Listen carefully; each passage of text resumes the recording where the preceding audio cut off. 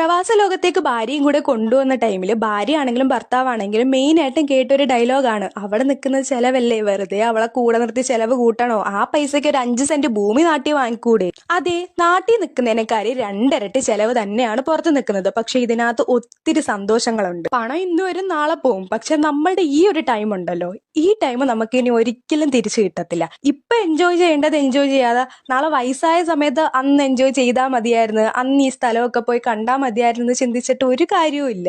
പല ഭർത്താക്കന്മാരും ഭാര്യമാരെ കൂടെ കൊണ്ടുവന്ന് നിർത്തുന്ന അവരുടെ കയ്യിൽ പണം ഉണ്ടായിട്ടോ അല്ലെങ്കിൽ ഒരു ആഡംബര ജീവിതം മറ്റുള്ളവരെ കാണിക്കുന്നതിനോ വേണ്ടിയിട്ടല്ല. ഒരു പനി വന്ന് കിടക്കാൻ ടൈമിൽ ഒരു ചുക്ക് കാപ്പി ഇട്ട് കൊടുക്കാൻ അല്ലെങ്കിൽ ഒരു പാരസെറ്റമോളിന്റെ ഗുളിക എടുത്ത് കയ്യിൽ കൊടുക്കാൻ ഒരാള്. പ്രവാസത്തിന്റെ ഒറ്റപ്പെടലിൽ ഒരു ആശ്വാസമാണ് നമ്മുടെ കുടുംബം അവിടെ അടുത്ത് വന്ന് നിൽക്കുന്നത്. ഇത് പല പ്രവാസികളും പറയുന്ന ഒരു കാര്യമാണ്. എന്നാൽ ചിലർക്ക് സിറ്റുവേഷൻ കൊണ്ട് നിർത്താൻ പറ്റാത്തതും ഉണ്ട്. പക്ഷെ നിങ്ങൾ ജസ്റ്റ് ഒരു 2 മന്ത് വിസിറ്റിംഗ് എങ്കിലും എടുത്ത് നിങ്ങൾ ഇവിടെ കൊണ്ടുവരണം. കാരണം ഇത് അവർ ആഗ്രഹിക്കുന്ന